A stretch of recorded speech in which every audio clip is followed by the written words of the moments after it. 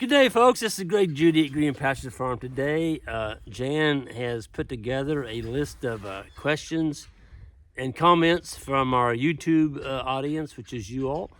And she wanted to kind of do a small couple series here of videos with me and her discussing these questions that she has. So, Jan, what's on your mind? What's the first question this morning? And welcome everybody. I'm sorry I need to be doing more of this, but I was sitting at the tire place getting new tires and thought I'd sit down and gather some of this. So some of them, I apologize, are a little late, but we're going to go ahead and talk about it anyway. In the fall, it looks like the grass is shorter. Do we worry about parasites? So what she's talking about is the parasites that live on the ground. Most of your parasites are ingested by either cattle or sheep. If you have your cattle grazing right off the top of the ground, or taking it, some people call it total grazing, nuke, other people call it nuke grazing, whatever you want to call it. If you take it all, absolutely you will be ingesting some parasites. I would suggest that you don't do that. We like to keep our grazing patterns more up in the top part of the canopy. Parasites can't take sunlight, and so we get a minimum of parasites ingested by the animals when we do that. So yeah, don't be taking it to the ground. That's a great way to get a lot of worms and parasites on your animals right when they don't need them going into the winter. How about now, if you could take it down lower? I don't like to take it down much more than 2 inches. So in the wintertime, the lower you take it down, the harder it is and the longer it's going to take to regrow in the spring. And we all know we fed hay all, people have been feeding hay in the winter, maybe not all winter, but a lot of it. And depending on your operation, of course. I know some people don't feed much hay at all. But people get in a hurry and they get out and they want to graze. Well, if you graze your pastures down really short, it's going to cost you 2 to 3 weeks in the spring of that plant getting going tall enough that there's something there to graze. If you get started too early and you nip it off, you're chasing grass all summer long. It's just not going to ever get recovered. So don't do that. Okay, well, here's a question. Our animals are outside 365 days. How does this change in the winter, and especially with the ice and snow, which we just are coming out of? Yeah. So there's a lot of people feel like animals belong in barns. There was a guy did a video, we need to keep them in bedding packs all winter, stuff like that. And I think that we don't need to be giving animal rights people ammunition, thinking that an animal belongs in a barn. It absolutely does not belong in a barn. They never were in barns. For thousands, however old you think the world is, there's always been animals outside. They have not been in barns. And if you want to get disease, manure, urine all stuck to the coat of that animal, put them in a barn. Then go to the vet and get you a bunch of medicine because you're going to be giving them antibiotic shots. Now you got a bunch of sick animals. Move them. Keep them out on the landscape. That's where they belong. So when it gets cold, put them down. Either make sure they have access to a deep draw, put some hay down there if you're expecting a deep blizzard or whatever. Or in our instance, we have a lot of trees. And so we target our cedar groves. We have a lot of cedars. That's where the animals will spend their time.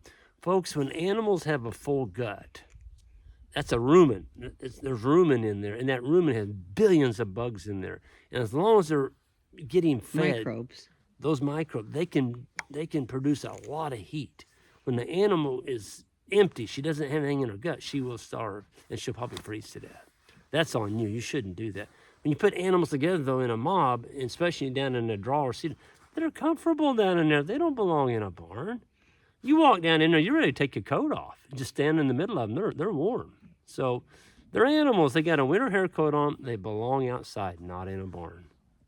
Okay. Are you ready for the next one? Yep. Okay. This one is like on trees. Okay. When is a hillside too steep to remove trees or to thin them out? Well, first of all, if you're thinning out trees on the side of a hill, it's always more dangerous than it is on the flat. I mean, you got a hill you're dealing with. You can trip and fall. The tree can come back the wrong way. I like working on more even ground. And if you're building pasture out of it, you're trying to build silvopasture, it's going to be a lot more productive if it's not like that. You know, if you got steep hills like that, leave it in forest. You don't need to be. Yeah, we have rolling hills out here. Yeah, our hills are not that steep. So we'll go in and on gently rolling hills, and we'll take out, 90% of the junk trees and leave the better trees, which grow better. And then we'll control the brush either by sheep or mechanical removal with weed eaters. And once you knock those sprouts down a couple years, we unroll hay there. We unroll hay in the winter on those areas. And we lock the animals in there. Folks, it's unbelievable.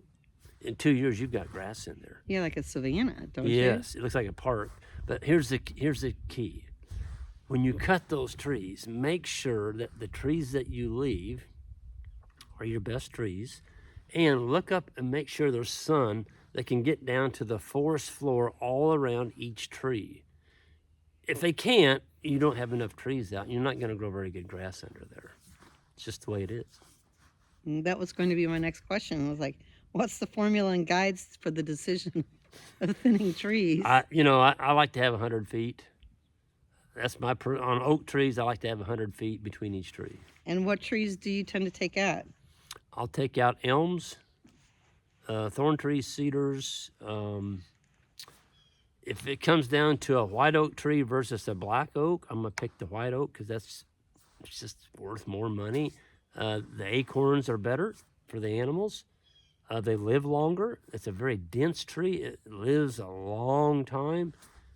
Black oaks, they found now here in Missouri, there is A disease. there's a disease that's killing the black oaks. And matter of fact, I had a forester tell me, if you've got a black oak that's harvestable size, you better cut it because it's just going to get taken out by the pest. So white oak seems so far to be resistant whatever it is that's killing the black oaks. So I'll save a white oak over a hickory or a black oak. Walnut, keep those walnuts. Trim them up. Get the lower limbs off. If you'll cut the lower limbs off a walnut, you'll end up with a veneer log. There's no knots or nothing on it for the first 10 or 15 feet. You may not get the money from it, but your grandchildren will. And that log will be worth a lot of money someday if they want to harvest it. And important thing too is keeping those vines off of The them. grapevines are atrocious on walnut trees. And a grapevine will strangle it. It'll go around the limbs all the way to the top. And it does. It severely impacts the growth of your walnut trees. So any grapevine on ours, I clip them with a pair of loppers and I paint it with my crossbow diesel fuel mixture. It's done. You can't have grapevines in the top of your walnuts and expect them to grow. They're not going to. And the grapevines seem to find them out. They do. They like them. But, there's lots of other trees that grapevines can grow on. And I like some grapevines. It is part of nature. I kind of like eating a few wild grapes myself. Along with blackberries, Persimmons. All of it. mulberries. All of it. Yep. Yeah. So, I think that's a good wrap up, Jan, for the first series. Appreciate you taking time, and thanks for taking those notes down. Yeah, and we'll work on some more. You bet. Folks, you all new to the channel, hit that subscribe button on the way out, and check out our grazing school on our website, greenpasturesfarm.net. It's going to be held in May, and hope to see some of y'all there. Y'all take care.